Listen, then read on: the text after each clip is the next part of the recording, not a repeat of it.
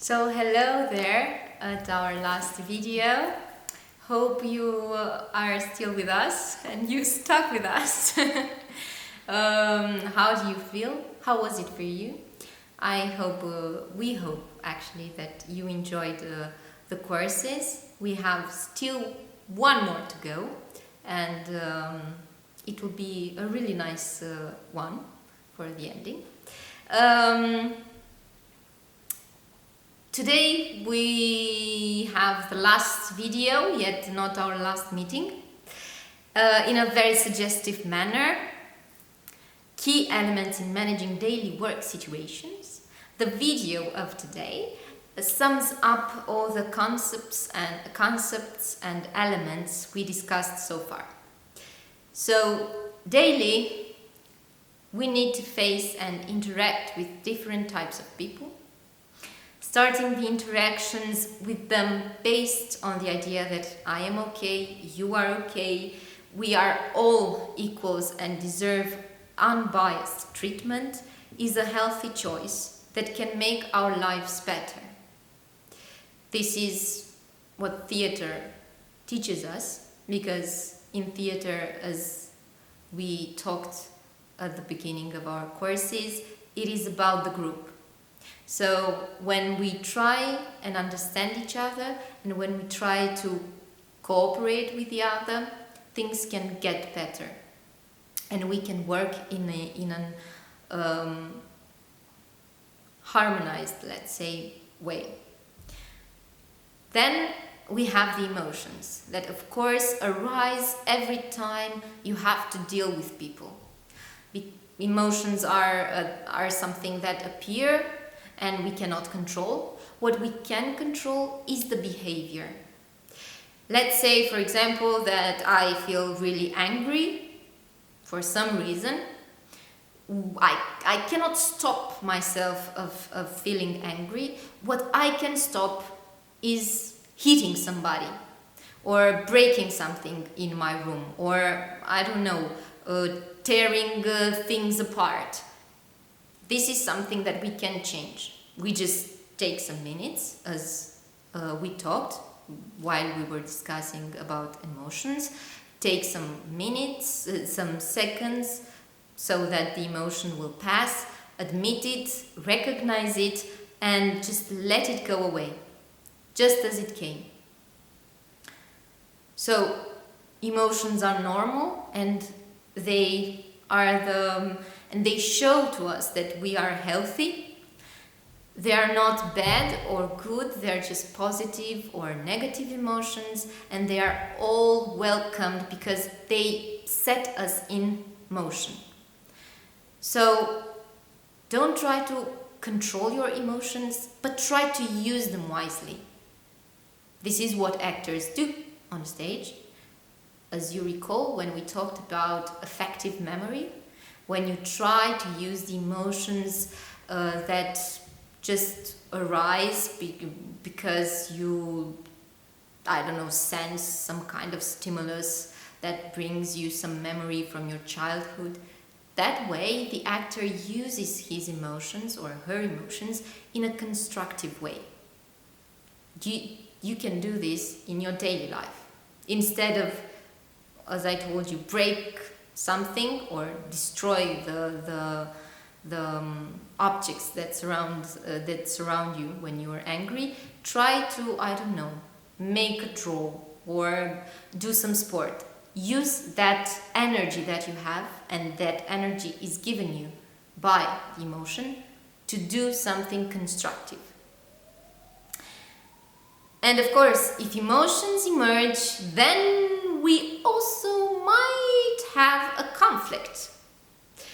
And it is important to spot the conflict and try to find a solution for the conflict. Of course, in theater we use conflict, we seek conflict, because otherwise it would be really, really boring and people wouldn't come to theater if it didn't have the conflict. But in our daily lives, it is important to spot the conflict, to understand, and to find the best strategies to avoid it or to manage it. So how we can avoid or how can we manage conflict? By understanding that sometimes we need to lead and sometimes we need to let ourselves be led. This is, as we talked, the way we can find the balance between us in the interaction, people. Between me, between you and I. This is the way we can find the balance and the harmony. Then, of course, if we find this balance and this harmony, and if we really succeed to treat the other as my equal, then we might perhaps have the chance to be spontaneous and be free in our actions, which is a very important thing, because if we are free in our actions, then we will be successful as well. A person that is blocked and that is not herself or himself in his actions, her actions, is a person that will find success a little bit more difficult and will try to find success. But the success doesn't matter so much as does the process. Because if the process goes on smoothly and in a harmonized way, then the success will come. So try to be free in your actions, try to treat the others as your equals, try not to judge people, and don't let yourself to be judged. And play a lot. Then we had imagination, and in the play you have a lot of imagination. All the practical activities, in all practical activities, you have your imagination put at work. So do practical activities as much as you can, because this is how you can ask your people, the people you are working with, to be creative and to be empathic. Because by working with other people, you need to negotiate your place in the group. You need to understand the other. Also, you need to find with the other one possible solution to the problem that you need to solve. And so this is how you put your imagination, your creativity, and your empathy at work at the same time. And then you have communication. That is very important, and that, as I said before in the video that you watched last time, communication is verbal, non-verbal, and paraverbal. So take care and try to use all these levels of communication. Verbal are the words that we say. Paraverbal is the way we say the words. And non-verbal are our gestures, our actions, the way we dress, the perfume that we are wearing today. All these make our portrait. And all of them create this, let's say, character that walks around our stage, our life stage. And we should be all aware of the fact that we need to use also our body, not only our thoughts and words. Because the thoughts are also expressed in the actions that we do, in the movements of our body, in the gestures. So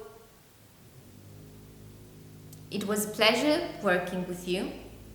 If you have any comments, if you have any doubts or any questions that might arise regarding this video or the past videos, just note them down and we will discuss upon them at our next session in Zoom. And thank you very much for your patience and for your involvement. See you soon.